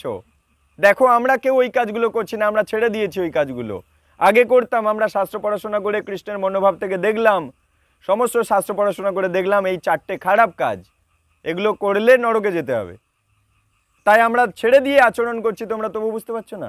তাই ছিল প্রভুপাদ বলছে, হ্যাঁ, তবু আমরা তা করি না, কারণ আমরা কেউই জীবনে সঠিক হতে চাই না। আর যারা সঠিক হতে চায় তারা একবার লেকচার শুনেই তারা সেই জীবনটাকে ধরে নেবে যে না না, যা হয়ে গেছে গেছে, আর ওই জীবনে আমি থাকবো না। তাই প্রভুপাদ বলছে, না, আমরা তা অনুসরণ করি না, কারণ আমরা সঠিক হতে চাই না, বরং প্রতারিতই হতে চাই। আমরা নরকেই যেতে চাই, তাই জন্য ওই নরকে যাবার কাজগুলো ধরে রাখি আমরা জীবনে। এটাই হলো সমস্যা। সুতরাং প্রথমেই আমাদের বুঝে নেওয়া দরকার যে কৃষ্ণ একজন দিব্য পুরুষ, আমাদের মতো সাধারণ ব্যক্তি নয়, এবং তার সমস্ত কাজও দিব্য। যদিও কৃষ্ণ একজন সাধারণ মানুষের মতোই অবতীর্ণ হয়েছেন, ঘোরাফেরা করছেন, তবুও তিনি কোনো সাধারণ মানুষ ছিলেন না, এবং তিনি বারবার বহু লীলাতে দেখিয়ে দিয়েছেন সে সাধারণ কোনো ছেলে নয়। যেমন গিরিধারণ লীলাতে সে দেখিয়ে দিয়েছে, একটা ছোট্ট বাচ্চা হয়েছে দেখিয়ে দিয়েছে। তবু যদি মানুষ বলে যে ও একটা সাধারণ একটা ছেলে, জন্মেছে মরে গেছে, তাহলে তার চেয়ে বোকা আর কেউ আছে? এরপর তাহলে এবারে বলার ক্ষমতাই কেড়ে নেবে। পেঁপে গাছ আর কিছু বলতে পারে? একটা পিঁপড়ে কিছু বলতে পারবে? আর বলতে পারবে কৃষ্ণ সাধারণ মানুষ? বলার ক্ষমতা হারিয়ে ফেলবে, কিচ্ছু করার নেই। সে লীলাতে দেখিয়ে দিচ্ছে যে আমার কার্য কোনো সাধারণ কার্য নয়, কেউ পারবে এটা? তাই সে শ্লোকেও বলছে জন্ম কর্ম চ মে দিব্যম যো মে ব্যক্তি তত্ত্ব, আমার জন্ম আর আমার কর্ম সব দিব্য, আর যে এটা স্বীকার করবে, যেটাই প্রকৃত সত্য এবং যে সেটা মেনে নেবে, সে আমার কাছে চলে আসবে। আর যে মানবে না, তর্ক করবে, সেই পুনরপি জননম পুনরপি মরণম পুনরপি জননী জঠরে শয়নম করো। হ্যাঁ, একটা পেঁপে গাছও জননী জঠরে শয়ন করেছিল, করেনি? যখন সে পেঁপের দানা হয়ে পেঁপের ভেতরে ছিল, তাহলে ওই পেঁপেটা তখন জননী, আর সেই জননীর গর্ভে পেঁপে দানা হয়ে এই পেঁপে গাছটা ছিল। তাহলে পুনরপি জননী জঠরে শয়নম। এই বারবার প্রত্যেকটা জীব বারবার জন্মাচ্ছে, মরে যাচ্ছে, আর বারবার মায়ের গর্ভে শয়ন করছে কিছুদিনের জন্য, তারপর আবার বেরোচ্ছে, জন্মাচ্ছে, মরে যাচ্ছে, বুড়ো হচ্ছে, রোগ হচ্ছে। এটাই প্রকৃত সমস্যা। এটার সমাধানের জন্য কৃষ্ণ ভক্তি অনুশীলন, নামট্টে আসা, কৃষ্ণ কথা শোনা। কৃষ্ণ দেখতে পাচ্ছে, কৃষ্ণ খুশি হচ্ছে, আপনাদের কল্যাণ হবে। কারণ তিনি যখন মাত্র 3 মাসের শিশু, ভালো করে আরেকটা উদাহরণ দেখি যে কৃষ্ণ তার কার্য দেখাচ্ছে। হ্যাঁ, 3 মাসের যখন একটা শিশু, বাচ্চা ছেলে, তখন তিনি একজন পুতনা রাক্ষসীকে বধ করছে। এই 3 মাসের বাচ্চা পারবে পুতনা রাক্ষসীকে বধ করবে? পারবে? একজন 3 মাসের শিশুর পক্ষে অত বড় এক রাক্ষসীকে বধ করা কখনোই সম্ভব নয়। এমনকি যখন কংস ওই পুতনার কাছে গিয়েছে, পুতনাকে কৃষ্ণের কাছে পাঠাবে বলে, এমনকি সেই পুতনা এমন একটা নিঃশ্বাস ছেড়েছে, কংস উল্টে পড়ে গেছে। তাহলে বুঝতে পারছো, কংস অত ক্ষমতাশালী, সে পুতনার বিরাট শরীরের, পুতনার একটা নিঃশ্বাস বেরোচ্ছে আর কংস উল্টে পড়ে যাচ্ছে। তাহলে কি বিশাল শরীর! সেই বিশাল শরীর যুক্ত পুতনা রাক্ষসীকে 3 মাসের একটা বাচ্চা তাকে নাশ করে দিচ্ছে। আবার তিনি যখন 6-7 বছরের বালক, তখন গোবর্ধন পাহাড়কে হাতে উত্তোলন করেছিলেন। এক্ষেত্রে কৃষ্ণের কোনো সমস্যা হয়নি। সেই কৃষ্ণ এই আমাদের পৃথিবী ধরে রেখেছে, সমস্ত গ্রহ, অনন্ত কোটি গ্রহ নক্ষত্রকে ধরে রেখেছে। এবং কেমনভাবে ধরে রেখেছে, কেমনভাবে আমাদের গ্রহ নক্ষত্রগুলো চলছে, আগামী কালকের ক্লাসে আমি সেই লেকচারটা দেব, ঠিক আছে? ওখানে গেলে খুব গুরুত্বপূর্ণ একটা ক্লাস পাবে। শোনো, যদি কৃষ্ণ বড় বড় গ্রহরাজিকে, বড় বড় গ্রহকে তুলোর মতো ভাসিয়ে রাখতে পারে, তাহলে হাতের আঙুলে একটা পাহাড়কে তুলে ধরা কি খুব কঠিন কাজ? হ্যাঁ, সে বিরাট বিরাট গ্রহকে তুলোর মতো ভাসিয়ে রেখেছে, তাহলে তার কাছে একটা পাহাড়কে তোলা কি খুব কঠিন? কৃষ্ণের পক্ষে এটা কোনো কঠিন কাজই নয়। কিন্তু যারা প্রতারিত হতে চায়, তারা কৃষ্ণের দিব্য শক্তিকে বিশ্বাস করে না, আর বলে ও একটা সাধারণ মানুষ হয়ে জন্মেছে, মরে গেছে, আমরাও জন্মেছি, মরে গেছি, তাই আমরাও একদিন ভগবান হয়ে যাব, তাই তুমি ভগবান, ও ভগবান, ও ভগবান। প্রকৃত ভগবান বলে কেউ নেই, এই বলে মায়াবাদীরা গোটা পৃথিবীতে মায়াবাদ ভর্তি করে দিয়েছিল। গীতার অপসংস্করণ 640 থেকে 650 রকমের এই মায়াবাদী লেখকদের গীতা লেখার বই বাজারে ঘুরে বেড়াচ্ছিল। এই জন্য গীতা যথাযথটা আনতে বাধ্য হয়েছে, যার মধ্যে খাঁটি এক্স্যাক্টলি কৃষ্ণ যা বলতে চেয়েছে সেটাই পাওয়া যাবে। এবং আজ মানুষ সেটা বুঝতে পেরেছে। গোটা পৃথিবীতে যারা বুদ্ধিমান, তারা এই গ্রন্থটা, এই গীতা যথাযথ গ্রন্থটা প্রতি গৃহে প্রতিদিন অধ্যয়ন করছে। তাই কিন্তু যারা প্রতারিত হতে চায়, তারা কৃষ্ণের দিব্য শক্তিকে মানে না। এ আর এক প্রবঞ্চনা। তারা পরবর্তীতে স্বীকার করবে, ও এগুলো হলো কি যেন বলে, ভক্ত বলছে পৌরাণিক কাহিনী। তারা বলে পৌরাণিক কাহিনী, ওসব পৌরাণিক কাহিনী বলে অবহেলা করে কৃষ্ণের লীলাগুলোকে। ওসব পৌরাণিক কাহিনী, ওসব অনেক কিছু হয়, ছাড়ো তো। ওই অবহেলা হচ্ছে তমগুণ, তামসিক গুণ। ওই তমগুণ বা অবহেলা, কৃষ্ণকে, ভগবানকে অবহেলা করলে এরপর আর ভগবানকে ভজনের দেহ পাওয়া যায় না। এটা আপনারা পাবেন গীতার, আমি যখন গীতা পড়াবো তখন আমি সব প্রত্যেকটা চ্যাপ্টার থেকে পড়াবো। এটা শ্রদ্ধা ত্রয় বিভাগ যোগ, ওখানে বলা আছে গুণত্রয় বিভাগ যোগ, ওখানে বলা আছে যে শরীরের মধ্যে তমগুণ, শতগুণ, রজগুণ এই সম্বন্ধে বিশদে আলোচনা হবে। শরীরের মধ্যে আমরা যদি এইরকম অবহেলা, ভগবানকে অবহেলা, ভগবানের ভক্তি জীবনকে অবহেলা, সদ্গুরুর কাছে যাওয়ার ব্যাপারে অবহেলা, হ্যাঁ, কৃষ্ণের উপদেশ মেনে জীবন কাটানোর ব্যাপারে অবহেলা যদি করব, তাহলে মানব জন্ম পাবো না।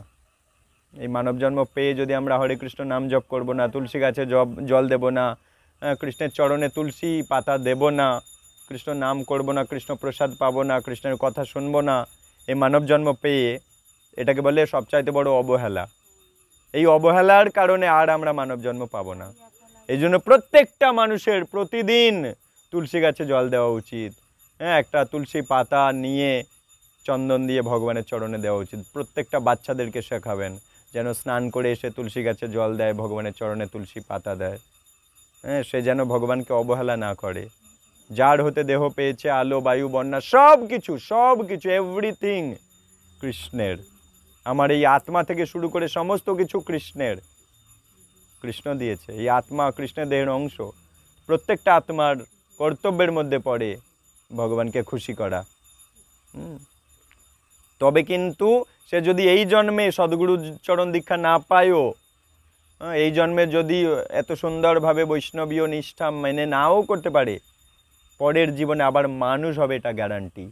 মানুষ দেহ পাবে, এটাও কৃষ্ণ নিজে মুখে বলেছে। অর্জুন জিজ্ঞাসা করেছিল, সেগুলো গীতাতে আলোচনায় ঢুকবো পরে পরে। হ্যাঁ, যে যারা ভক্তি জীবনে পূর্ণ মানব জন্ম সার্থক করতে পারলো না, তোমার দেওয়া উপদেশ, সব উপদেশ হয়তো মানতে পারলো না, পরিবারে অনেক বাধা আছে, হ্যাঁ, হয়তো প্রসাদ ভোজি হতে পারলো না, অনেক বাধা আছে, হ্যাঁ, একটুখানি ভক্তি অনুসরণ করে আর করতে পারলো না, বাধা এসে গেছে, করতে দিল না, এরকম হতে পারে। বা ভক্তি জীবন কিছুদিন করলো, এরপর হয়তো হঠাৎ করে কোনো একটা অ্যাক্সিডেন্ট হয়ে বা রোগ হয়ে মারা গেল। অর্জুন জিজ্ঞাসা করছে, ভক্তি জীবন আর করতে পারলো না, তার কি গতি হবে? কৃষ্ণ তখন উত্তরে বলছে, সে ধনী ব্যবসায়ী পরিবারে জন্ম হবে মানুষ দেহ নিয়ে, ব্রাহ্মণ পরিবারে জন্ম হবে মানুষ দেহ নিয়ে, মানে সৎ ব্রাহ্মণ, এরকম মানে টেংরি খেকো ব্রাহ্মণ না, হ্যাঁ, বিড়ি খেকো ব্রাহ্মণ না, সৎ ব্রাহ্মণ পরিবারে জন্ম হবে, হ্যাঁ, ভক্ত পরিবারে জন্ম হবে, বৃন্দাবনে জন্ম হবে। তাহলে কি হবে? সে ছোট্টবেলা থেকে বাবা মার কাছ থেকে প্রসাদ পেতে শিখবে। অমেধ্য অপ্রসাদ পাপ খেতে হবে না তাকে, ছোট্টবেলা থেকে সে প্রসাদ পাবে। ছোট্টবেলা থেকে বাবা মাকে দেখবে মন্দিরে যেতে, সেও যাবে। ছোটবেলা থেকে দেখবে বাবা মা জপ করছে, সেও জপ করতে পারবে। ছোটবেলা থেকে দেখবে বাবা মা কৃষ্ণের আরতি করছে, সেবা করছে, সব কিছু যেমন এইসব হচ্ছে, এরা সে দেখছে। এরা দেখছে না যে বাবা মা আমার রোজ কি করছে?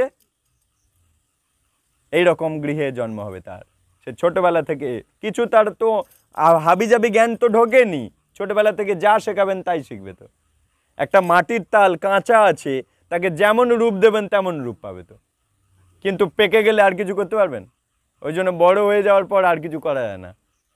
এই জন্য ছোট বয়স থেকে কৃষ্ণ তাই বলছে, ওই পরের দেহে আবার মানুষ দেহ পাবে এবং এমন ভক্ত পরিবারে জন্ম হবে, ছোট থেকেই তারা বাবা মার কাছ থেকে ভক্তি জীবন শিখবে, আর এবারে চলে যাবে কৃষ্ণের কাছে, ওই জন্ম শেষ জন্ম। তাই ভক্তি কখনো নষ্ট হয় না, ভক্তি জীবনের একটা কোনো পদক্ষেপ কখনো নষ্ট হয় না। আপনি এই যে ক্লাসে এসেছেন সব লেখা আছে, এটা কখনো নষ্ট হবে না, এগুলো অক্ষয় হয়ে থাকে। ভক্তির কোনো রকম কার্য কখনো নষ্ট হয় না। এগুলো গীতার মধ্যে অক্ষরে অক্ষরে কৃষ্ণ বলেছে, আমরা সেগুলো আলোচনায় ঢুকবো ধীরে ধীরে। তাই বলবে পৌরাণিক কাহিনী বলে অবহেলা করে ছেড়ে দেবে। প্রভুপাদ বলছে, হ্যাঁ, পৌরাণিক কাহিনী, বিষয়টা যেন এমন যে ব্যাসদেব এইসব মূর্খদের কাছে কিছু পৌরাণিক কাহিনী আর কাল্পনিক বিষয় উপস্থাপন করার জন্য শ্রীমদ্ ভাগবত রচনা করেছেন। হ্যাঁ, এরকম তারা মনে করছে যে ব্যাসদেব তারা আর খেয়ে দিয়ে কাজ ছিল না, সেই রকম নাটক লিখেছে। হ্যাঁ, শুধু দেখুন তারা কিভাবে প্রতারিত হতে চায়। তারা ওটাকে সমস্ত কৃষ্ণের সমস্ত শাস্ত্র, ওইসব জল্পনা কল্পনা বলে শাস্ত্র জীবনে আর খুলবে না, পড়বে না, জীবনটাই বৃথা হয়ে গেল। বেদব্যাসের মতো একজন মহাপুরুষ, যিনি স্বয়ং আমাদের জন্য বৈদিক সাহিত্য প্রণয়ন করেছেন, তিনি কিনা কাল্পনিক বিষয় উপস্থাপিত করেছেন, এরকম সবাই বলবে, বলে আর প্রতারিত হয়ে যাবে, আর পড়বে না, তাহলে মানব জীবন নষ্ট হয়ে যাবে। জানবে কি করে তাহলে এগুলো? কি কাজ তিনি করেছেন, কখনো কখনো এই সব প্রতারিত লোকগুলো, হ্যাঁ, তারা বলবে কি কি আর কাজ করেছে ব্যাসদেব, এরকম বলবে, অবহেলা, ওই আবার এবার পর কীট পতঙ্গ জন্ম পাবে।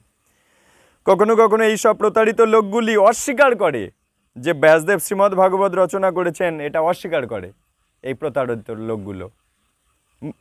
কিন্তু যারা প্রকৃত আচার্য, যারা আমাদের পথ নির্দেশ করতে পারেন, যেমন শঙ্করাচার্য মানে মহাদেব, রামানুজাচার্য, মধ্বাচার্য, এমনকি আমাদের মহাপ্রভু নিজে বলেছেন এই ব্যাসদেব রচিত শ্রীমদ্ ভাগবত অধ্যয়ন করো। কিন্তু মূর্খরা বলবে ওসব কাল্পনিক, ওসব পড়ার কোনো দরকার নেই, ওই হয়ে গেল, মানব জীবন নষ্ট হয়ে গেল, আর জানতেই পারলো না, খালি খেলো ঘুমালো, খেলো ঘুমালো, বুড়ো হলো মরে গেল, ব্যাস খেলো ঘুমালো, বুড়ো হলো মরে গেল, খেলো ঘুমালো, বুড়ো হলো মরে গেল। শাস্ত্র শুনতে এলো না, নামটে এলো না, গুরু বৈষ্ণবের কথা না শুনিলি, সাধুর কথা খাইলি আপন মাথা।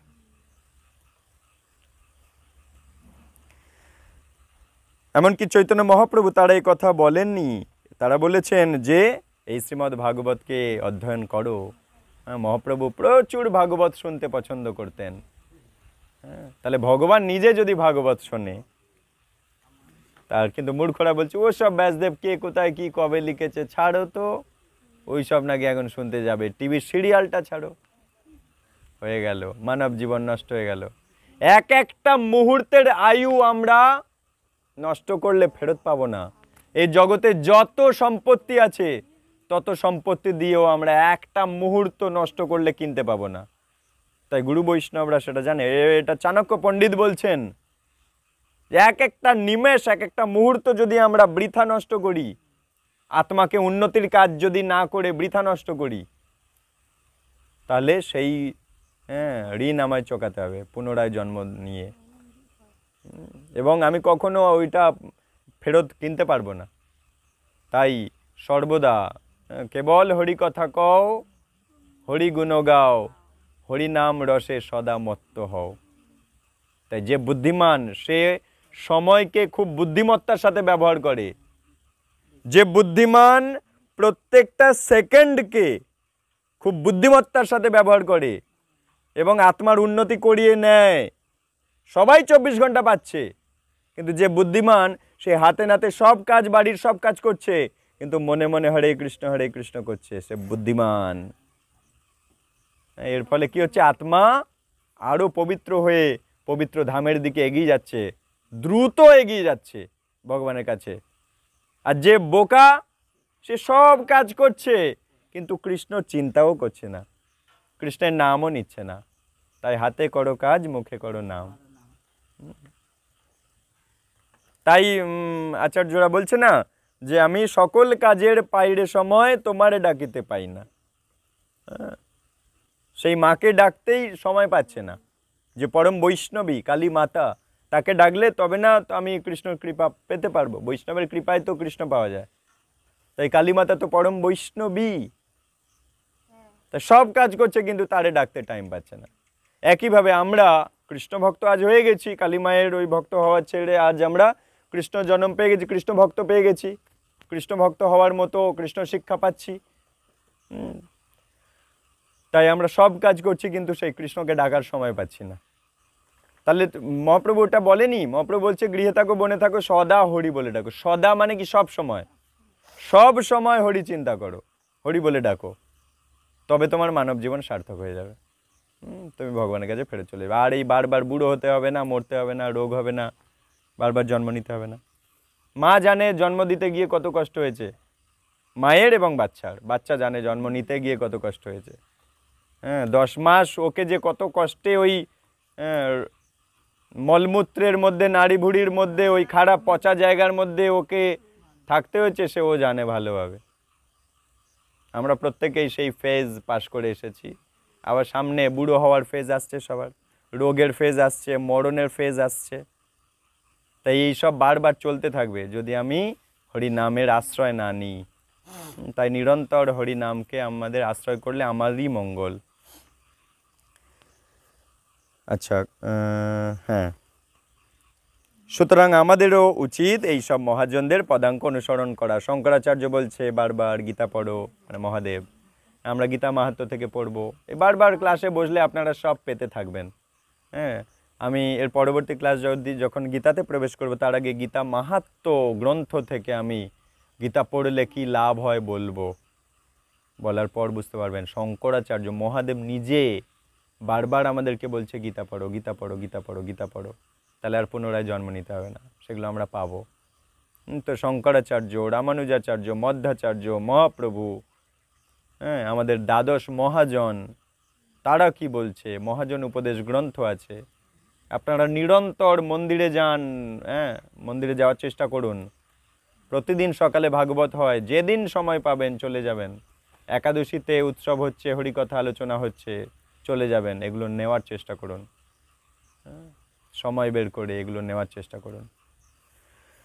তাই ধর্মস্য তত্ত্বং নিহিতং গুহায়া মহাজন যে ন গত সপন্থা, এইটাই বলে দিয়েছে যে মহাজন যে পথ তোমায় দেখাচ্ছে সেই পথ নাও, সেই পথ ধরে তুমি চলার চেষ্টা করো, তাহলে মানব জীবন সার্থক হবে। আর একটুখানি বলে ছেড়ে দেব, আমাদের স্বনাম ধন্য মহাজন, আচার্য, আচার্যবান পুরুষ, বেদ, এদের পদাঙ্ক অনুসরণ করতে হবে। 12 জন মহাজন আছে এই সৃষ্টিতে। হ্যাঁ, কেউ কেউ কিছু নাম বলো। যমরাজ, শিব, নারদ মুনি, ব্রহ্মা, সীতা দেবীর পিতা জনক, বলি মহারাজ, প্রহ্লাদ মহারাজ, এরকম সব, স্বয়ম্ভুব মনু, এরকম 12 জন ব্যক্তি আমাদেরকে প্রকৃত মানব জন্ম সার্থক করবার প্রকৃত পথ দেখাতে পারেন। এদের উপদেশগুলো মানে সাক্ষাৎ মহাদেব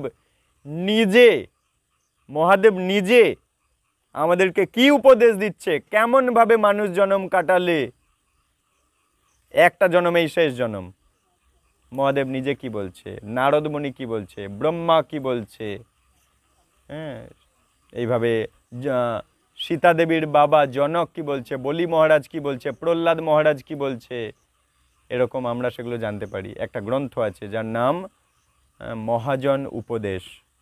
এই গ্রন্থটা নিয়মিতভাবে পাঠ করানো হচ্ছে বেলপুকুর অরুণনগর নামহট্টে। ওখানে প্রতি সপ্তাহে একদিন বসা হয়।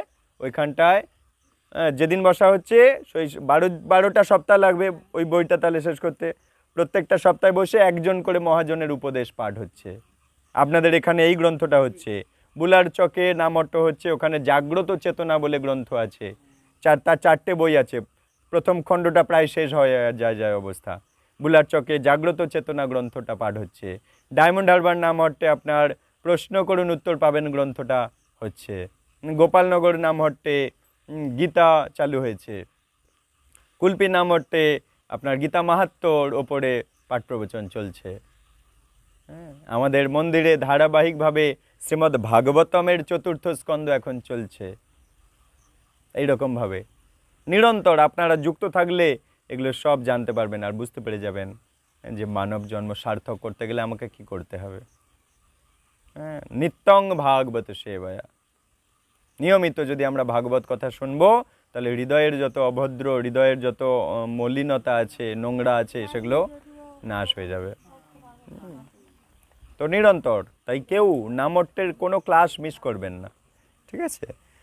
তাই আচার্য, তাই কি বলছে যে যিনি আচার্য, প্রকৃত আধ্যাত্মিক সদ্গুরুর আশ্রয় যিনি লাভ করেছেন, প্রকৃত সদ্গুরুর আশ্রয় যে চলে গেছে, হ্যাঁ, আচার্যরা কি বলছে, আশ্রয় লইয়া ভজে তারে কৃষ্ণ নাহি ত্যাজে, আর সব মরে অকারণ, মানে অকারণে মরলে আবার জন্ম নিতে হবে। কিন্তু আমি যদি গুরুচরণে আশ্রয় করে মরি তাহলে আর জন্ম নিতে হবে না। সদ্গুরু, এই কুলগুরু টুরুর কথা বলছি না, গুরু 4টে অরিজিনাল গুরু পরম্পরা থেকে গুরু পেতে হবে। সেই গুরুদেবকে পেলেই আপনি বুঝতে পারবেন যে আপনার জীবন ধীরে ধীরে আরও পবিত্র হয়ে যাচ্ছে। এবং সেটা পেতে গেলেই ওই 4টে নিয়ম থেকে শুরু করে, যেমন প্রভুরা 4টে নিয়ম মেনে জীবন কাটাচ্ছে, ওই রকম ধীরে ধীরে ধীরে ধীরে কৃষ্ণের দয়ায়, কৃষ্ণের কৃপায় মানুষ ওইরকম জীবন পায়। অনেক সুকর্ম জন্ম হলে তবে কৃষ্ণ কাউকে দাস বলে গণ্য করে, বোঝা গেল? তবে তাকে তার জীবনে কৃষ্ণ সদ্গুরু পাঠায়, আর সেই সদ্গুরু চরণ আশ্রয় লাভ করলে তখন কৃষ্ণ আর ত্যাগ করতে পারে না, নিজের কাছে পাঠিয়ে নেয়, নিজের কাছে গ্রহণ করে নেয়। তাই বলছে আশ্রয় লইয়া ভজে, আশ্রয় মানে ওই সদ্গুরু চরণ আশ্রয় লইয়া ভজে তারে কৃষ্ণ নাহি ত্যাজে। কারণ ওই সদ্গুরুর সাথে গুরু পরম্পরা ধারায় কৃষ্ণের কানেকশান আছে।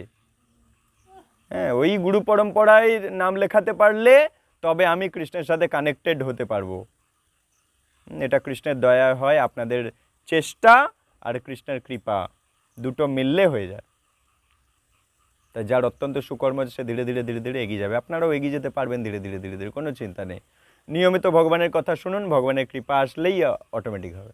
ঠিক আছে, সদ্গুরু 4টে গুরু পরম্পরার থেকে পাওয়া যাচ্ছে, সেটা হচ্ছে আমি আগেই ভেঙে বলে দিয়েছি তার উত্তর। 4টে গুরু পরম্পরা মহাপ্রভু যে 4টে, ভগবান নিজে যে 4টেকে স্বীকৃতি দিয়েছে সেই 4টেই অরিজিনাল।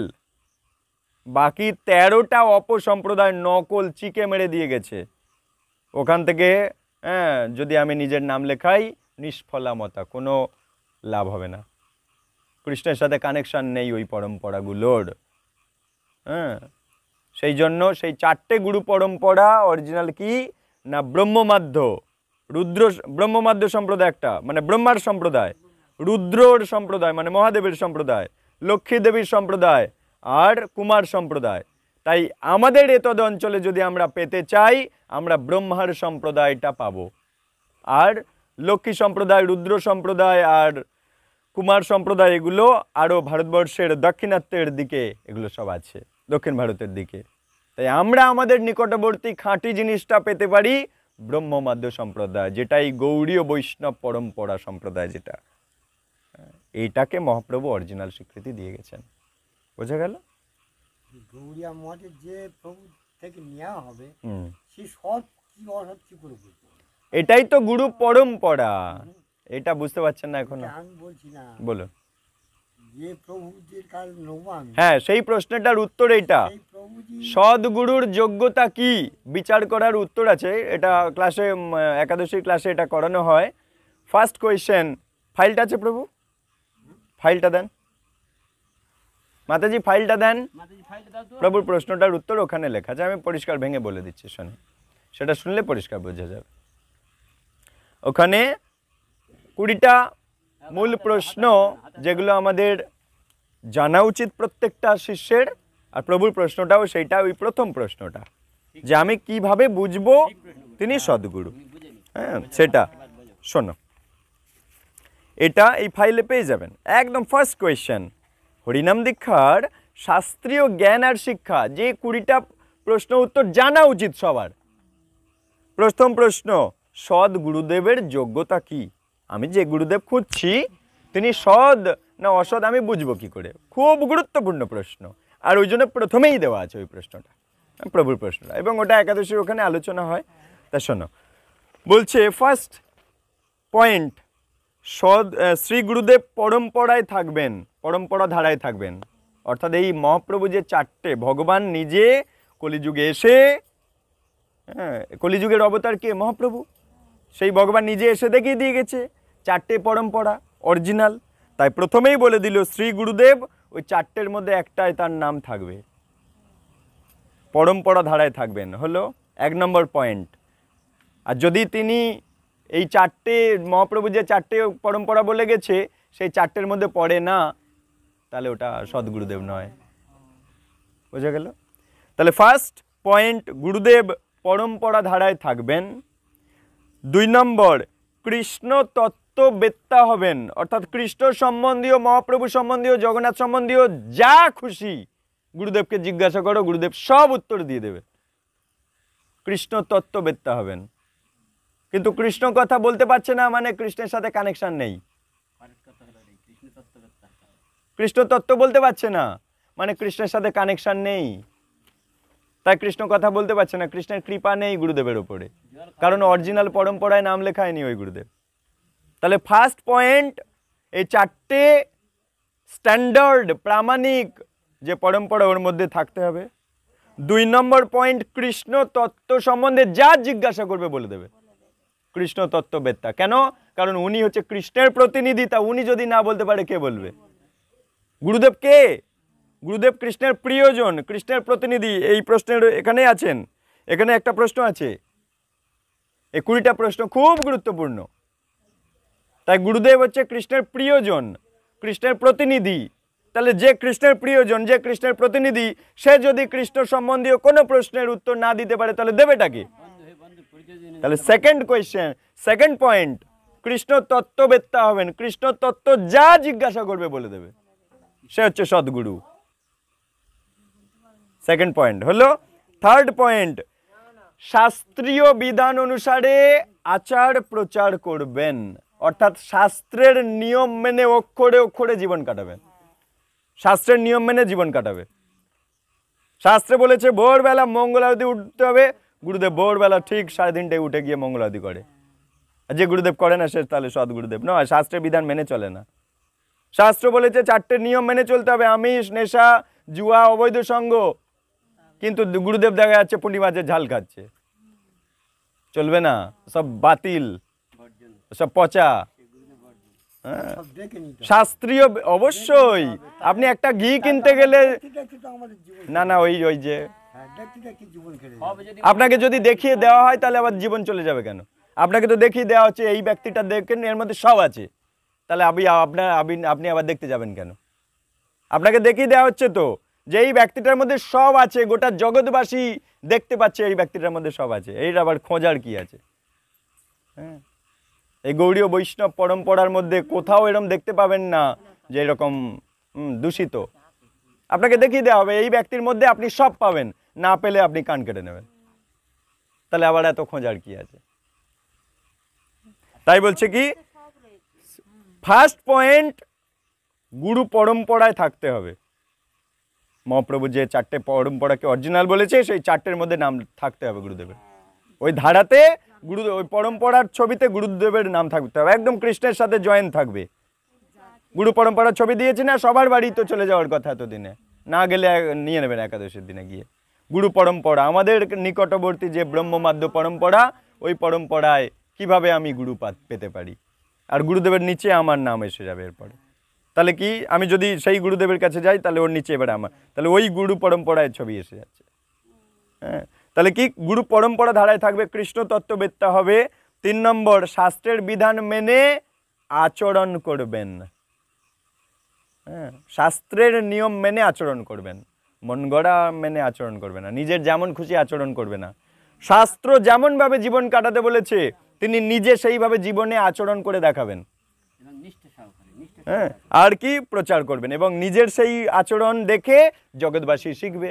নিজে আচরিয়া ধর্ম পরেরে শিখায়, নিজে না আচরিলে ধর্ম শিখানো না যায়।